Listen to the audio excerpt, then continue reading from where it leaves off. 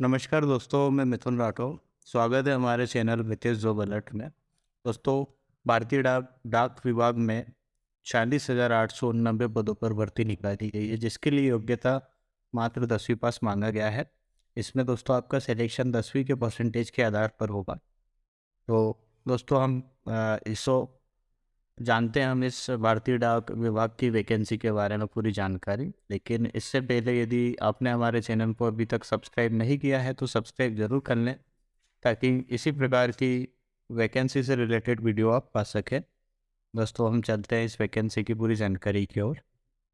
दोस्तों ये नोटिफिकेशन है डाक विभाग वैकेंसी 2023 पोस्टल सर्कल रिक्वायरमेंट 2023। दोस्तों हम इसमें पद के नाम की बात करें तो इसमें post master ppm branch post master, और इसके बाद है एबीपीएम मतलब असिस्टेंट ब्रांच पोस्ट मास्टर और ग्रामीण डाक सेवक। इन 3 पदों पर भर्ती निकाली गई है, जिनकी पद संख्या 40,890 है। दोस्तों इसमें स्टेट वाइज दिया गया है कि किस स्टेट में कितनी वैकेंसी है, और उस स्टेट के अनुसार कौन सी भाषा आपको आनी चाहिए, है ना, और किस कैटेगरी के लिए कितने पद है, इसका पूरा चार्ट दिया गया है। तो हम एक एक कर इसको देख सकते हैं। दोस्तों ये आंध्र प्रदेश, असम और बिहार, छत्तीसगढ़, जितने भी स्टेट हैं सभी स्टेटों के लिए यहाँ पर चार्ट तैयार किया गया है। दोस्तों हम मध्य प्रदेश की बात करते हैं। अब इसी प्रकार से जो आपका स्टेट है उसके अनुसार आप देख सकते हैं। मध्य प्रदेश में दोस्तों जो भाषा है वहाँ की यहाँ की वो है हिंदी लैंग्वेज है, और हिंदी लिए 696 पद है, और ओबीसी के लिए 192 पद, और एससी के लिए 305, और एसटी के लिए 389, और ईडब्ल्यूएस के लिए 197, और पीडब्ल्यूडीए के लिए 22 पद, और पीडब्ल्यूडीबी के लिए 20 पद, और पीडब्ल्यूडीसी के लिए 16 पद, और पीडब्ल्यूडीडीई के लिए 4 पद। ऐसे कुल मिलाकर 1841 पद निकाले गए हैं। इसी प्रकार हर स्टेट का अलग अलग यहाँ पर चार्ट में दिया गया है, जो कि आप स्वयं भी देख सकते हैं। दोस्तों अब हम आगे चलते हैं। इसकी शैक्षणिक योग्यता की बात करें तो 10वीं पास मांगा गया है, और जिस भी जगह आप अप्लाई कर रहे हैं वहाँ का जो स्थानीय भाषा है उसका आपको ज्ञान होना चाहिए, और साइकिल चलाने का ज्ञान। ठीक है, तो बेसिक है आपका होगा ही।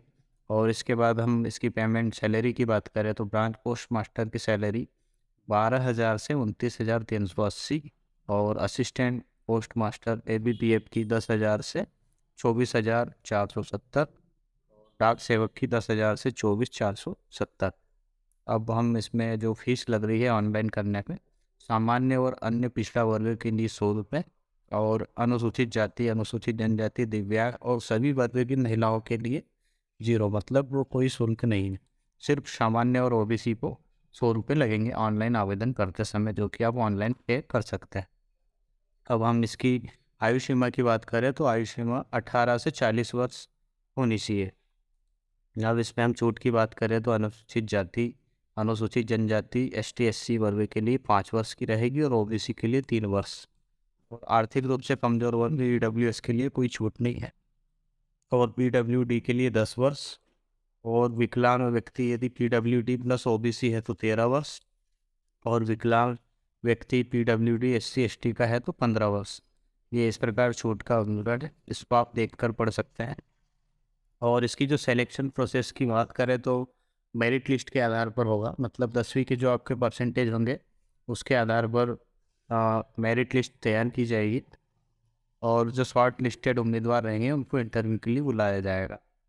उम्मीदवारों को लिखित परीक्षा में प्राप्त अंकों या पद के लिए प्रासंगिक अनुभव के आधार पर सूचीबद्ध किया जाएगा। मतलब 10वीं की परीक्षा में आपने जो अंक प्राप्त किए हैं उसके अनुसार आपको शॉर्ट लिस्टेड किया जाएगा, है ना। और इसको अप्लाई कैसे करना है, तो इसको अप्लाई करने की जो लिंक दी हुई है यहाँ पर, आप इसको क्लिक करके लिख कर इस पर आप पंजीयन कर सकते हैं। पंजीयन कैसे करना है ये भी मैं आज आपको बताने वाला हूँ, और एक फॉर्म भरकर भी आपको बताऊंगा जिससे कि आप अपना फॉर्म भर पाएँ। दोस्तों हम इसकी आवेदन तिथि की बात करें तो इसकी जो प्रारंभिक तिथि है 27 जनवरी से फॉर्म बनना चालू हो जाएंगे और इसकी जो अंतिम तिथि है 15 फरवरी तक आप फॉर्म भर पाएंगे और त्रुटि सुधार 19 फरवरी 2023 तक हो पाएगा। दोस्तों ये लिंक भी है जिस पर हम क्लिक करेंगे तो सीधे इंडियन पोस्ट ऑफिस की वेबसाइट पर चले जाएंगे जहाँ से फॉर्म अप्लाई होगा। तो मैं आपको पूरा डिटेल बताने वाला हूँ। दोस्तों ये इसकी वेबसाइट है, ये जो इंटरफेस आपको दिख रहा है, तो यहाँ से हम रजिस्ट्रेशन पर क्लिक करेंगे। जो आप यहाँ देख पा रहे हैं रजिस्ट्रेशन, इस पर क्लिक करने के बाद आपका रजिस्ट्रेशन होगा। लेकिन उससे पहले यदि हमको जानना है कि हमारे सर्कल में, हमारे स्टेट में कहाँ पर कितनी पद संख्या है, तो वो आप अपने स्टेट के अनुसार क्लिक करके देख सकते हैं। जैसे मैंने यहाँ पर मध्य प्रदेश पर अभी क्लिक किया और क्लिक करने के बाद ये डिवीज़न जो मध्य प्रदेश सर्कल के जो खुल रहे हैं, इनमें हम देख सकते हैं जिस भी हम जहाँ से बिलोंग करते हैं। तो जैसे कि मैं खंडवा से हूँ तो मेरा खंडवा से देखना चाहूँगा, ये दिख रहा है यहाँ पर, तो यहाँ पर सेलेक्ट करेंगे हम खंडवा को।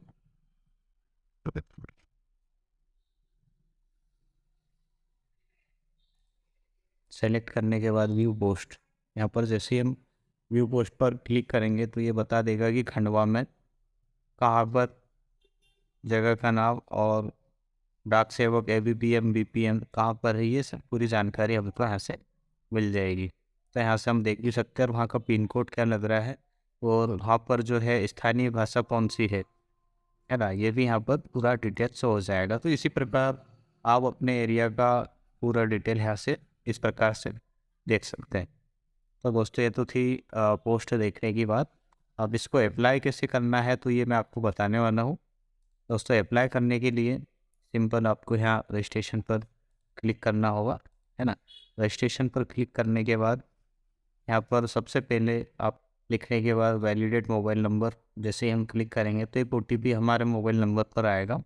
उसके बाद वैसे ही यहाँ पर ईमेल आईडी हमको लिखना होगा। ईमेल आईडी पर वैलिडेट ईमेल करने के बाद एक OTP इसी प्रकार से हमारे ईमेल पर भी आएगा, जिसको कि यहाँ पर फिल करने के बाद ओके करेंगे, वैसे ही सत्यापित हो जाएगा हमारा ईमेल और मोबाइल, है ना।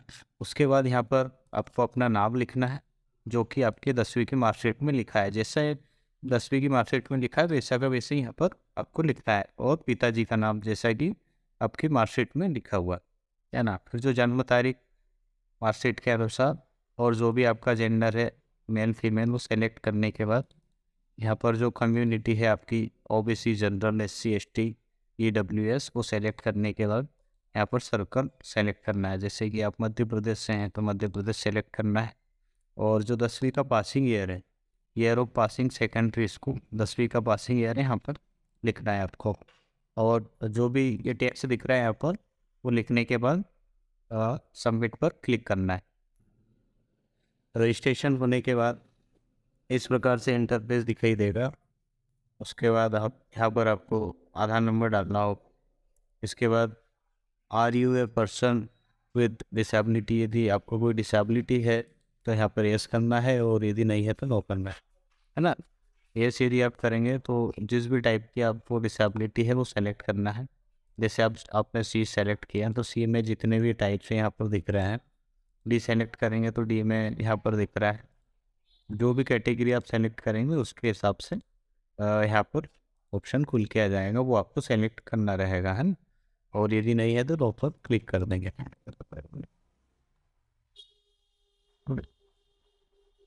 इसके बाद language study in secondary school, तो जिस भी माध्यम में आपने पढ़ाई करी है 10वीं कक्षा की, वो यहाँ पर आपको सेलेक्ट करना है ना। जैसे आपने हिंदी मीडियम में पढ़ाई करी है 10वीं की, तो हिंदी सेलेक्ट करके ओके करना है। और यदि आप पहले से कहीं कार्यरत हैं तो यहाँ पर यस करना है, और यदि नहीं है तो नो करना है। और यदि आप पहले से कहीं पर एम्प्लॉय हैं तो यहाँ पर जैसे यस करेंगे तो यहाँ पर NOC सर्टिफिकेट भी लगाना पड़ेगा, है ना। तो सेलेक्ट करने के बाद फिर यहाँ पर आपकी फ़ोटो अपलोड होगी, और फ़ोटो अपलोड होने के बाद यहाँ पर सिग्नेचर अपलोड। तो इसके बाद इस प्रकार से इंटरफेस दिखाई देगा, और आपका नाम पता एड्रेस रहेगा एड्रेस डिटेल के ऊपर, और इसके नीचे ये एड्रेस और यहाँ पर क्वालिफिकेशन डिटेल रहेगी। जो भी आपका एड्रेस रहेगा वो यहाँ पर फिल करने के बाद और आपको यहाँ पर आपकी 10वीं की जानकारी डालना है।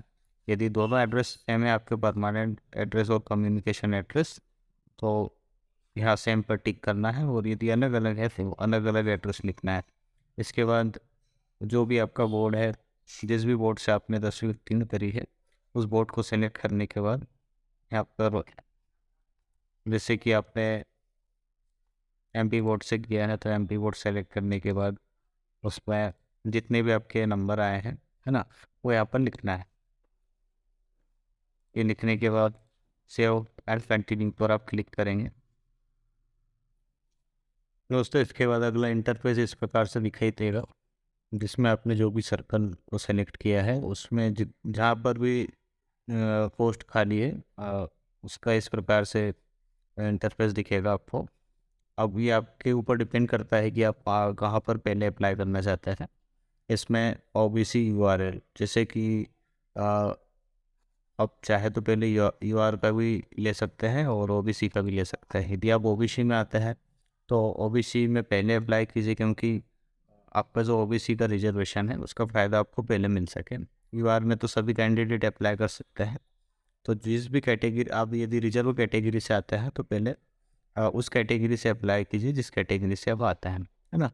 तो आप सेलेक्ट कर सकते हैं। यहाँ पर दिख रहा है ये 5 पेज 6 पेज है यहाँ पर, मतलब लगभग 50 से 60 के आसपास है। ये लास्ट वाले पेज पर हम क्लिक करते हैं, 56 के आसपास है, तो जिस पर भी आप पहले अप्लाई कर सकते हैं।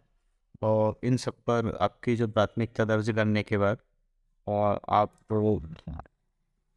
यहाँ पर क्लिक करके सबमिट सेव एंड प्रोसीड पर क्लिक कर सकते हैं। इस प्रकार से आपका फॉर्म फिल हो जाएगा।